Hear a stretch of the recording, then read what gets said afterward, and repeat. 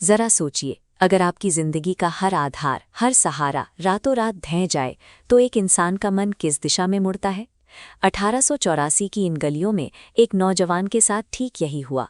पिता की अचानक मृत्यु ने उसके हंसते खेलते परिवार को सीधे भयंकर गरीबी के कुएं में धकेल दिया। अचानक घर में अनाज का दाना तक नहीं बचा, कोई नौकरी नहीं थी, कोई जमा पूंजी नहीं थी और आने वाले कल की कोई उम्मीद भी नहीं दिख रही थी। जब शोक और भूख एक साथ हमला करते हैं तो इंसानी सहन शक्ति अपने आखिरी छोर पर पहुंच जाती है। ज्यादातर लोग इसी मोड़ पर घुटने टेक देते हैं। वो नौजवान काम की तलाश में हर दरवाजे पर गया, लेकिन उसे मिली सिर्फ दुत्कार। जिन्हें वो अपना मित्र मानता था, उन्होंने भी जरूरत के समय पहचानना छोड़ दिया। जिंदगी उसे उस ढलान पर ले आई थी जहां से नीचे गिरना और हार मान लेना सबसे स्वाभाविक रास्ता लगता था। लेकिन इस चेहरे को देखिए, ये युवा नरेंद्र थे, जिन्हें दुनिया आगे चलकर स्वामी विवेकानंद के नाम से जानने वाली थी। चारों तरफ फैले इस अंधकार में उन्होंने पीछे हटने से साफ इनकार कर दिया। उन्होंने साबित किया कि असली हार परिस्थितियों से नहीं, बल्कि लड़ने के जज्बे को छोड़ देने से होती है। उनके अजेय व्यक्तित्व का निर्माण उन चुनौतियों के बीच हुआ जिन्होंने उन्हें बार बार तोड़ने की कोशिश की।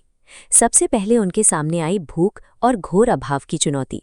जब घर में खाने को कुछ नहीं था, तब उन्होंने समाज या भाग्य को दोष देने के बजाय इस संघर्ष को अपनी इच्छा शक्ति को परखने का जरिया बना लिया। टूटे हुए पत्थरों और मलबे से ही उन्होंने ऊपर चढ़ने का रास्ता तैयार किया।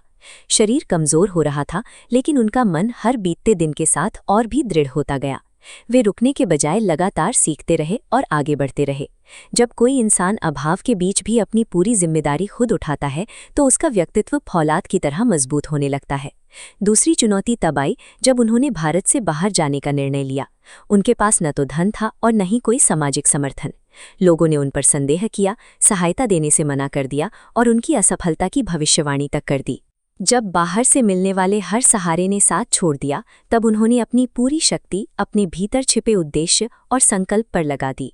उन्होंने महसूस किया कि दुनिया की हर बैसाखी से ज्यादा कीमती है खुद के पैरों पर खड़ा होने का साहस।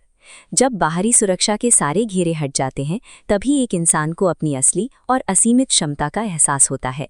सन्यासी के रूप में पूरे भारत का भ्रमण चुकते हुए उन्हें शारीरिक थकान, अपमान और अकेलेपन का सामना करना पड़ा। कई रातें उन्होंने रेलवे प्लेटफॉर्म्स की इन सर्द मंजिलों पर या पेड़ों के नीचे बिताईं। उनके पास अक्सर अगले वक्त के भोजन का भी ठिकाना नहीं होता था।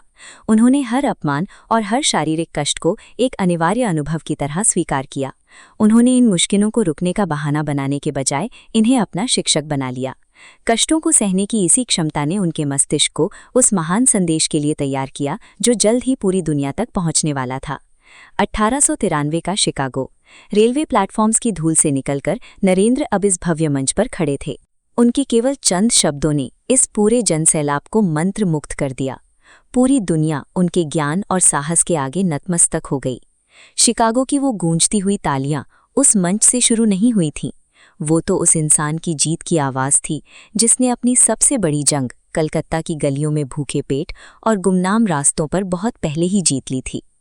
उस दिन की सफलता सालों के संघर्ष, अनुशासन और कभी न खत्म होने वाली आंतरिक लड़ाई का परिणाम थी।